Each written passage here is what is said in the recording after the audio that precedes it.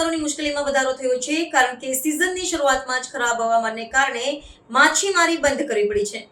એક fishing boat ડૂબી ગઈ છે જેમાં એક માછીમારનું મોત થયું છે અને એક લાપતા છે।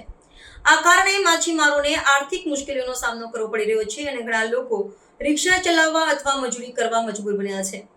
માછીમાર સમુદાયે રાજ્ય સરકાર પાસે સાગરખેડુ માછીમારો માટે સહાય પેકેજ અને ફિશિંગ બોટને વીમા કવચ હેઠળ આવરી લેવાની માંગ કરી છે।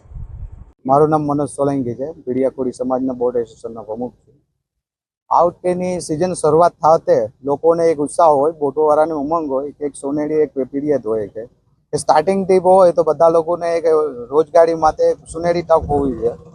આ વખતે સુનેરી તક ધોવાઈ ગઈ એવું લાગે છે, કેમ કે વરસાદને મોન્સૂનના હિસાબે આ વખતે વાવાઝોડું એવું આવ્યું કે અમે કોરોનાના ટાઈમથી જ અમને ડગમગથી બોટો ચલાવતા હતા। ધીમે ધીમે હસતા ઉછર આવવાની હતી ત્યાં ચોમાસાની પહેલાં જ અમને બધાને ધોઈ નાખ્યા।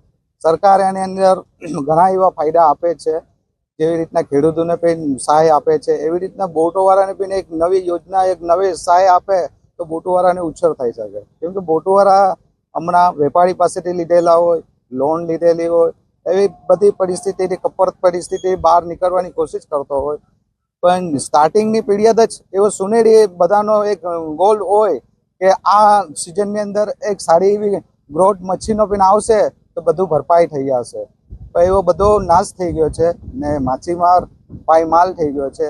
તો 5 વર્ષથી ધીમે ધીમે માછીમાર નીચી ગતિથી જઈ રહ્યો છે। એને રોજગાર માટે દિવસે ને દિવસે એને ચિંતન થાય છે કે ક્યાંથી રોજગાર કરીશ ને એના બાળકોને ભણાવીશ, શિક્ષણ કેવી રીતના આપીશ, એનું ઘર કેવી રીતના ગુજરાન ચલાવીશ, એની કપટ પરિસ્થિતિ થઈ ગઈ છે। તો મારી સરકારને એક દહેશત છે કે જલ્દીથી જલ્દી આનો એક ઉકેલ લાવે, સરકાર માછીમાર તરફથી થોડીક સહાય કરે।